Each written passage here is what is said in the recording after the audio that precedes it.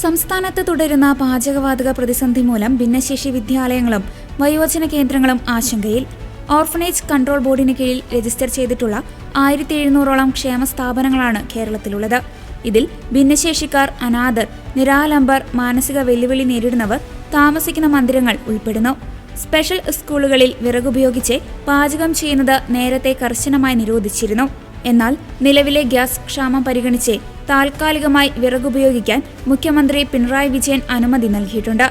വർഷങ്ങളായി ഗ്യാസ് ഉപയോഗിക്കുന്ന സ്ഥാപനങ്ങളിൽ പെട്ടെന്ന് വിറകടുപ്പുകൾ സജ്ജീകരിക്കുകയോ വിറക് സംഭരിക്കുകയോ ചെയ്യുന്നത് പ്രായോഗികമല്ലെന്ന് സംസ്ഥാന ഓർഫനേജ് കൺട്രോൾ ബോർഡ് അംഗവും ഓർഫനേജ് അസോസിയേഷൻ അധ്യക്ഷനുമായ ഫാദർ റോയ് വടക്കേൽ പറഞ്ഞു.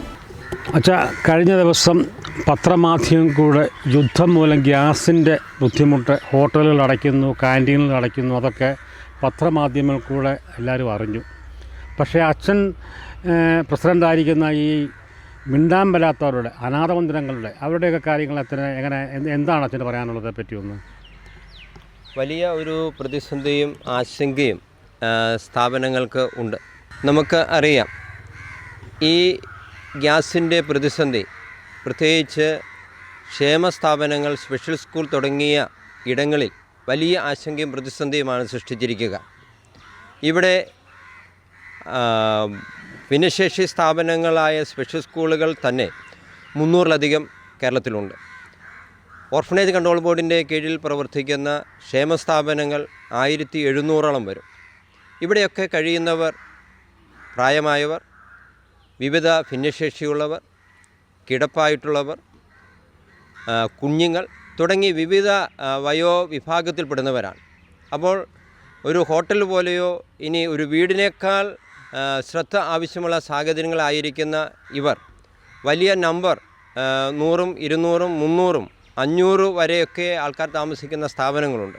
അപ്പോൾ ഇവിടെയൊക്കെ വലിയൊരു ആശങ്ക എന്ന് പറയുമ്പോൾ പ്രത്യേകിച്ച് സ്പെഷ്യൽ സ്കൂളുകളെ സംബന്ധിച്ച് അല്ലെങ്കിൽ സ്കൂളുകളെ സംബന്ധിച്ച് വിറക് ഉപയോഗിക്കാൻ പാടില്ല എന്ന് നിയമമുണ്ടായിരുന്നു. എന്നാൽ കഴിഞ്ഞ ദിവസം മന്ത്രി വിറക് ഉപയോഗിക്കാം എന്ന് പറഞ്ഞു. വിറക് ഉപയോഗിക്കാമെന്ന് പറയുമ്പോൾ വിറക് ശേഖരിച്ച് വയ്ക്കുകയോ അങ്ങനെ ഒരു സംവിധാനമോ നിലനിൽക്കാത്തൊരു സാഹചര്യത്തിൽ പെട്ടെന്ന് വിറക് ക്രമീകരിച്ച് ഭക്ഷണം ഉണ്ടാക്കുക എന്ന് പറയുന്നതിൽ പ്രായോഗികമായ ബുദ്ധിമുട്ടുകൾ വളരെ അധികമുണ്ട്. ഒപ്പം ഗ്യാസ് വലിയ സ്ഥാപനങ്ങളാകുമ്പോൾ പെട്ടെന്ന് ഇന്ന് ഗ്യാസ് ചോദിച്ചു കിട്ടുന്നില്ല എങ്കിൽ അതിനൊരു ഓപ്ഷൻ എന്ന് പറയുന്നതില്ല. അതുകൊണ്ട് ഞങ്ങൾക്ക് പറയാനുള്ളത്, ഒരു പ്രയോറിറ്റി ലെവലിൽ സ്ഥാപനങ്ങൾക്ക് സ്ഥാപനവാസികളുടെ എണ്ണമനുസരിച്ച് ഗ്യാസ് സംലഭ്യമാക്കാനുള്ള ഒരു അവസരം അടിയന്തരമായി ഉണ്ടാകേണ്ടതായിട്ട് ഉണ്ട്. പ്രത്യേകിച്ച് ബുദ്ധിപരമായ പരിമിതിയുള്ളവർ, വയോവൃദ്ധരായിട്ടുള്ളവർ, പാലിയേറ്റീവ് കെയറിലുള്ളവർ, മാനസികമായ പ്രതിസന്ധിയിലായിരിക്കുന്നവർ തുടങ്ങിയ ആൾക്കാരെ സംരക്ഷിക്കുന്ന സ്ഥാപനങ്ങൾക്ക് അടിയന്തരമായ ഇടപെടലുകൾ ആവശ്യമാണ്. നമ്മളിൽ പലർക്കും അറിയാവുന്നതുപോലെ ക്ഷേമ സ്ഥാപനങ്ങൾക്ക് നേരത്തെ ഗ്യാസിന് കൺസെഷൻ ഉണ്ടായിരുന്നു. 2 കുറ്റിയോളം ലഭിക്കുമായിരുന്നു. അതിൻ്റെ പണം സബ്സിഡിയായി അക്കൗണ്ടിൽ നൽകിയിരുന്നു. എന്നാൽ അത് അപ്പാടെ ഇന്ന് നിർത്തലാക്കി. ഇപ്പോൾ ഉള്ള ഒരു ക്രമീകരണം എന്ന് പറയുന്നത് പ്രയോറിറ്റി, ഈ സ്ഥാപനങ്ങൾക്ക് ഗ്യാസ് എടുക്കാൻ ചെന്നാൽ ആ പ്രയോറിറ്റി അനുസരിച്ച് കിട്ടും എന്നുള്ള ഒരു സാഹചര്യമുണ്ട്. എന്നാൽ ഈ ഒരു പ്രത്യേക ഇപ്പോഴത്തെ സിറ്റുവേഷനിൽ അതും ലഭ്യമാകാത്തൊരു സാഹചര്യം നിലനിൽക്കുന്നു. അനവധി സ്ഥാപനങ്ങൾ വളരെ ഉത്കണ്ഠയോടെ എന്നെ ഈ ദിവസങ്ങളെല്ലാം വിളിക്കുന്നുണ്ട്. അതിന് ഒരു പരിഹാരം ഏതെങ്കിലും വിധത്തിൽ പറയുക എന്നതിനേക്കാൾ പ്രായോഗിക തലത്തിലുണ്ടാകുവാൻ അടിയന്തരമായ നടപടികൾ അത് സാമൂഹ്യനീതി വകുപ്പിൻ്റെയും ഒപ്പം സ്കൂളുകളെ സംബന്ധിച്ച് വിദ്യാഭ്യാസ ഡിപ്പാർട്ട്മെൻറ്റിൻ്റെയൊക്കെ നേതൃത്വത്തിൽ അടിയന്തരമായി ഉണ്ടാകണം എന്നുള്ള വളരെ വിനീതമായൊരു അപേക്ഷയാണ് നമുക്ക് ഈ അവസരത്തിലുള്ളത്. നമ്മൾക്ക് ഇത് അനുഭവിച്ച് തുടങ്ങിയിട്ടുണ്ട്. നമ്മൾ ഇപ്പോൾ വിറക് പലയിടത്തുനിന്ന് ശേഖരിക്കാനുള്ള സംവിധാനം ചെയ്തുകൊണ്ടിരിക്കുകയാണ്. കൂടാതെ ബയോഗ്യാസ് മാക്സിമം ഉപയോഗിക്കത്തക്ക വിധത്തിൽ അതിനുള്ള ക്രമീകരണങ്ങൾ ചെയ്തുകൊണ്ടിരിക്കുന്നു. വിറക് പല സ്ഥലങ്ങളിൽ നിന്നും ശേഖരിക്കാൻ ശ്രമിക്കുമ്പോഴുള്ള വലിയൊരു പ്രശ്നം, ഇപ്പോൾ വിറകിന് വലിയ വില കൂടി, അതും മറ്റൊരു പ്രതിസന്ധിയാണ് നിലനിൽക്കുക.